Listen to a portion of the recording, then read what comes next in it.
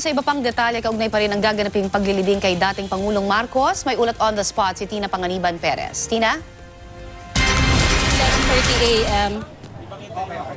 Connie, 11:30 a.m. expected ang dating ng bangkay ni dating Pangulong Ferdinand Marcos dito sa libingan ng mga bayani at base sa military tradition, 12 noon ang mismong paglilibing sa dating Pangulo. Ayon kay PNP Chief Bato de la Rosa, strikto ang bili ng pamilya na sila lang ang dadalo. Ayon kay NCRPO Chief Oscar Albayalde, papapasukin ng media kung papayag ang pamilya. Pero so far, ang utos sa kanila, pamilya lamang ang papapasukin sa loob. Wala ni timbreng araw na pwedeng pumasok din ang ilang supporters.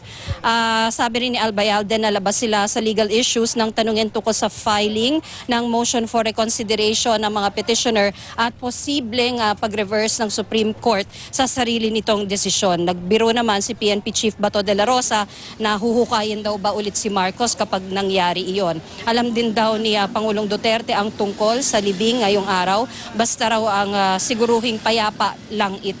Sabi pa ni PNP Chief de la Rosa, kasama sa seremonya ang prayers, pag-fold ng flag, ang pagpapatugtog ng taps, 21 gun salute at ang usual military honors. Sakaling magkaroon ng rallies, ang utos ng hepe ng PNP sa kanyang mga tauhan, maximum tolerance at hindi maximum paluan. 3 choppers ang expected daw na darating dito sa libingan ng mga bayani, isa para sa labi ni dating Pangulong Marcos at 2 para sa kanyang pamilya. Connie?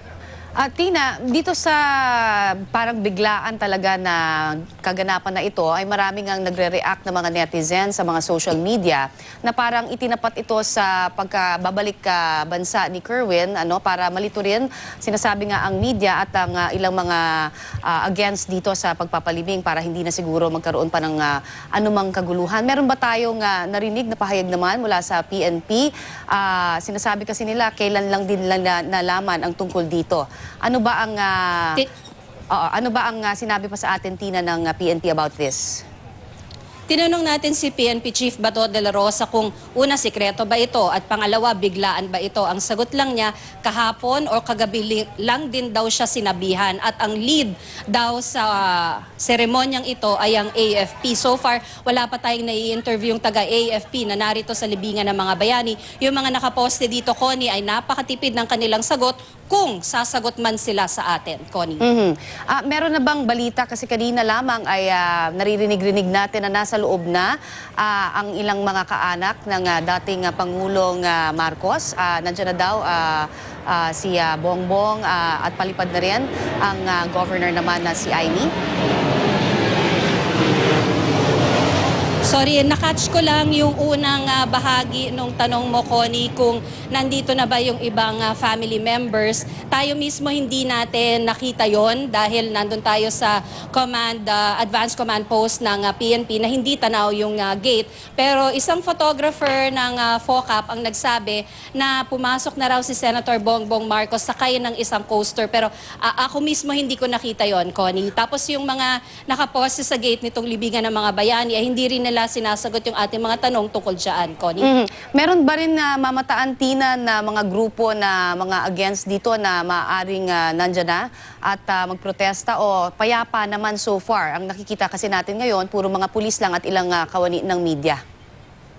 So far dito sa area, dito sa main gate ng libingan ng mga bayani, wala tayong nakikitang nagsasagawa ng kilos protesta. Pero meron silang mga statement na pati sila ay nabigla at hindi nila nagustuhan itong nangyayari ngayon dito, Connie. Tina, kasi may mga parang naguluhan talaga, kahit tayo dito sa media, dito nga sa napakabigla ang pangyayaring ito. Ating kasamang si Salima Refran initially was still reporting na may mga padasal pa nga at nakita niya mismo yung labi doon pa sa may Ilocos. So, meron bang iba pang detalye tayong nakuha? Paano ba nila ginawa yan? Anong oras ba umalis doon sa Ilocos? Kung meron man tayo dyan nakuha, Tina, na iba pang detalye?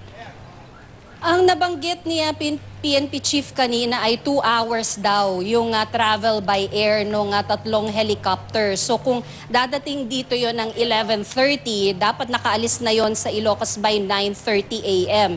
Dahil 11:30 yung expected na arrival dito, tapos 12 noon yung mismong pagpapalibing, Connie. Alright.